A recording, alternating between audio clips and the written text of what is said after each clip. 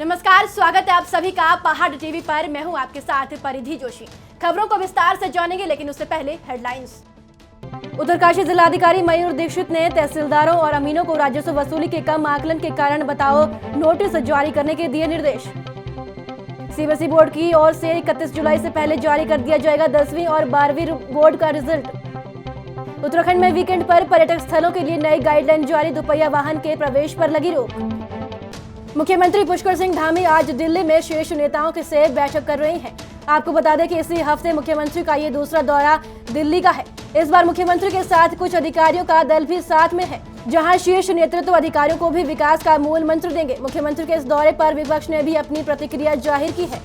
सत्ता पक्ष के कौतूहल के रूप में देखती हूँ, क्योंकि अब अपने पैरों से जमीन खिसकती भी भाजपा को नजर आ रही है। उनको पता है कि आगामी विधानसभा चुनाव में उनका सुपड़ा साफ होने वाला है। जिस तरह से उन्होंने जनता को अपने पूरे कार्यकाल में बेरोजगारी, महंगाई की चक्की में पीसा, और खास करके कोरोना संकट काल में तो जनता जिस तरह से दवाइयों के लिए, इंजेक्शन के लिए, बेड के लिए, ऑक्सीजन वेंटिलेटर के लिए तरसी है, उसको तरसाया गया।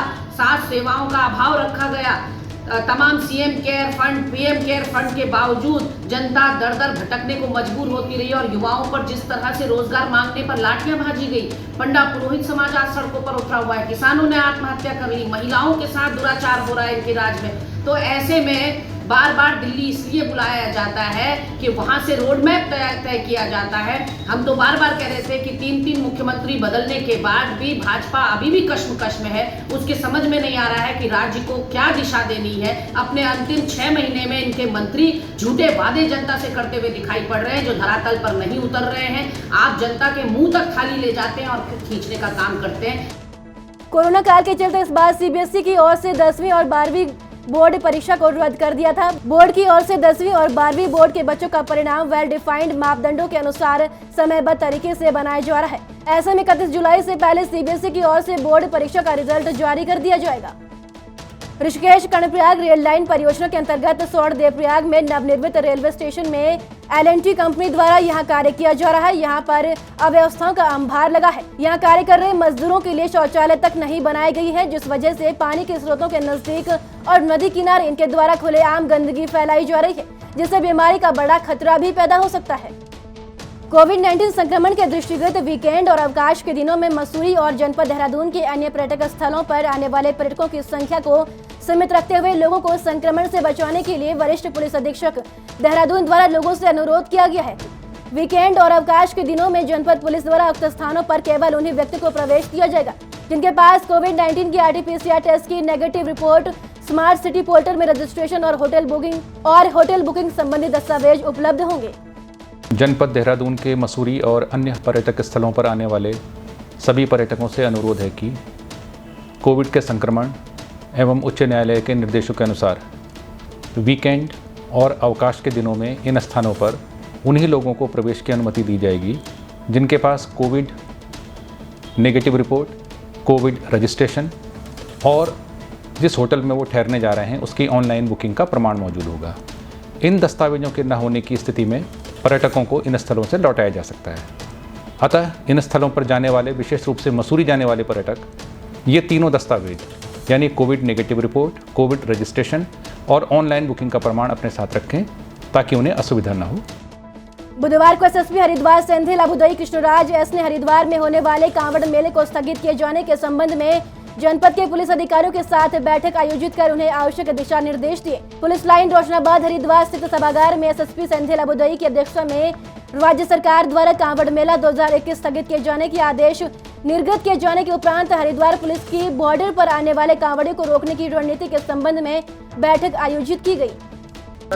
कल हमारा माननीय मुख्यमंत्री महोदय द्वारा कांवड़ मेले का प्रतिबंध करने का निर्णय लिया गया है। उस संदर्भ में जो है हमारा आदरणीय डीजी महोदय द्वारा जो है कल एक वीडियो कॉन्फ्रेंस रखा है।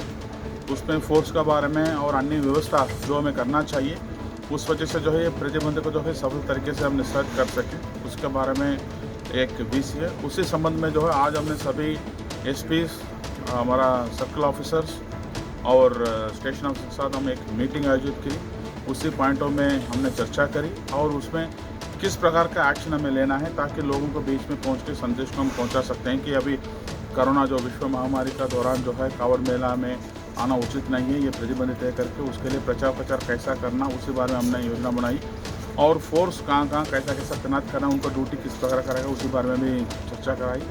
तो इससे करके जो है कल हम एक फाइनल प्लान डीजीपी महोदय का अध्यक्ष फाइनल करके जो है फिर आगे की कार्रवाई हम करेंगे।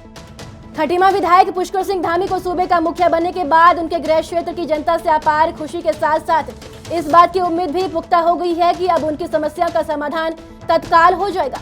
इसी उम्मीद के साथ सीएम के गृह क्षेत्र से सिसैया गांव के किसानों ने गन्ना सप्लाई संबंधित समस्या को लेकर सीएम की पत्नी गीता धामी को ज्ञापन सौंपा, जिसमें उन्होंने खटीमा गन्ना सोसाइटी द्वारा नई सप्लाई मेंबर बनाने और मृत सप्लाई मेंबरों की जगह परिजनों को मेंबर बनाने की गुहार लगाई है। ग्रामवासियों ने अपने विभिन्न समस्याओं से संबंधित मुझे ज्ञापन सौंपे हैं और मैं माननीय मुख्यमंत्री जी के समक्ष जो है इन समस्याओं को रखूँगी और जल्द जो है इन समस्याओं का समाधान करने का प्रयास किया जाएगा। ये देखिए, ये हमारा जो हमें यहाँ जो सप्लाई मेंबर हैं गन्ने के किसानों का दिक्कत पूरा खटीमा ब्लॉक की समस्या है। जितने किसान लोग छोटे छोटे किसान लोग इनका सप्लाई में इनका चल रहा था, नया सट्टा नहीं बन रहा था। जो जिनका सट्टा चल रहा था वो लोग एक्सपायर हो जाते हैं, उनके जगह पर उनके बेटे पोते का नाती का सट्टा होना चाहिए, लेकिन ये भी नहीं हो रहा। इस समस्या को हमने मतलब मुख्यमंत्री जी की पत्नी गीता धामी जी को हमने आज ज्ञापन दिया है और ये हमारा काम हमें पूरे उम्मीद है और पूरे हमारे क्षेत्र के और हमारे नज़दीक के मुख्यमंत्री से पूरा हमारा काम होगा।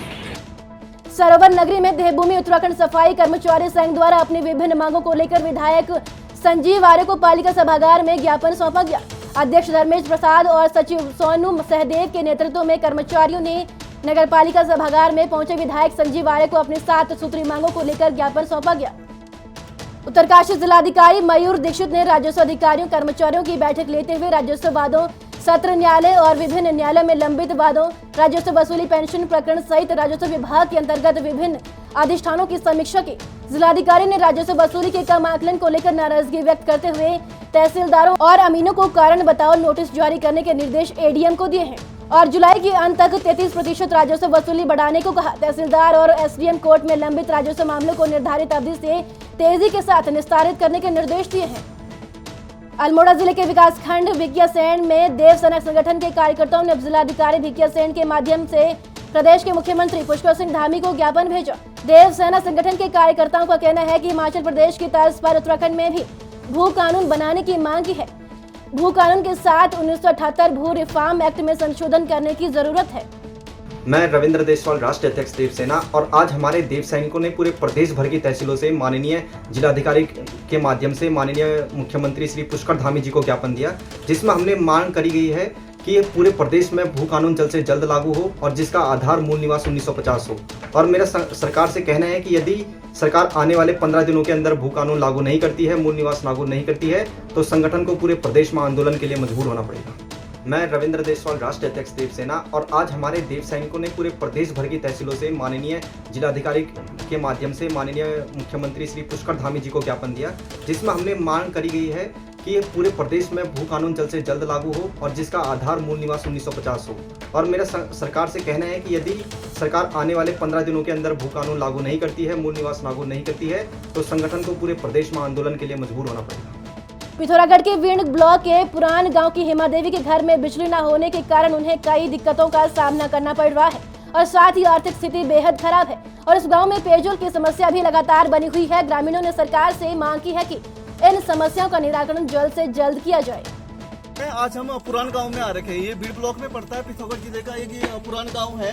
आप देख रहे होंगे यहाँ पर कुछ लोग मेरे पीछे खड़े हैं। यहाँ पर लोग, इनकी तमाम तरह की समस्याएं हैं और यहाँ पर जानकारी मिली कि पानी की समस्या बनी हुई है। यहाँ पर जब से ये गांव ये स्थापित हुआ है तब से यहाँ पर पानी की समस्याएं बनी हुई है। तो सबसे पहले ये गांव के हम बात करते हैं इनसे। बताइए, आपका नाम बताइए। सर, मेरा नाम सतीश कुमार है। मैं ग्राम प्रधान कुमारी में रहता हूँ। सर, हमारे यहाँ सबसे मेन समस्या ये है कि ये पानी की लाइन तो बिछा दी है, जो घर घर योजना है, इसमें मेन पानी नहीं है। आपने देख लिया है, नलकूप से पड़े हैं वो। और दूसरी बात आगे, ये गरीब परिवार रहता है, इनका कनेक्शन काट दिया गया। हाँ हाँ, बोलिए आप बोलिए। और जैसा क्या है, पानी की है और ना हमारे यहाँ कोई रास्ता है, ना कोई चक देवालय दी है हमको। पानी की समस्या है, पानी नहीं आता है, ये गरीबों की लाइट नहीं है। हाँ। और हमेशा ही ठहरी यहाँ, न कोई रोजगार, घर में बैठे हैं, गरीब आदमी हैं हम। प्रदेश में एएनएम के कई पद खाली है, लेकिन अभी तक इन पदों पर भर्तियां नहीं निकाली गई है, जिसको लेकर युवाओं में काफी आक्रोश है। शीघ्र भर्ती शुरू करने को लेकर उत्तराखंड बेरोजगार प्रशिक्षित एएनएम संघ का डीजी हेल्थ में धरना जारी है। कोरोना संक्रमण से बचाव को लेकर वीकेंड पर जुट रही भीड़ को रोकने के लिए देहरादून जिला प्रशासन ने नई गाइडलाइन जारी की है। देहरादून जिलाधिकारी डॉक्टर आशीष श्रीवास्तव ने वीकेंड पर मसूरी में दोपहिया वाहन के प्रवेश पर रोक लगा दी है। मसूरी, सैंसदारा और गुच्चीपानी जैसे पर्यटक स्थल पर वीकेंड पर नदी, तालाब और झरनों में पर्यटकों के प्रवेश पर भी प्रतिबंध लगा दिया है। इसके साथ ही पहले की तरह मसूरी आने वाले पर्यटकों के लिए 72 घंटे पहले की corona negative report, Dehradun smart city portal पर रजिस्ट्रेशन और होटल बुकिंग के दस्तावेज दिखाने अनिवार्य होंगे। आम आदमी पार्टी के कार्यकर्ताओं ने पार्टी के प्रमुख कार्यकर्ता राजेश बिष्ट के दिशा निर्देश और आम आदमी पार्टी के आह्वान पर पार्टी विकासखंड के देवीदुरा बाजार में मुख्य चौराहे पर भाजपा का पुतला दहन किया। यह पुतला दहन कार्यक्रम उत्तराखंड प्रदेश की सभी विधानसभाओं में किया गया। भाजपा के प्रवक्ता द्वारा देवभूमि की जनता को भिखमंगा कहने जैसी विवादास्पद बयान और अभद्र टिप्पणी के विरोध में पुतला दहन किया गया। उत्तराखंड की बड़ी खबरों में फिलहाल इतना ही। बाकी अपडेट के लिए हमारे साथ बने रहिए और देखते रहिए पहाड़ी टीवी। नमस्कार। ये है मेरा उत्तराखंड।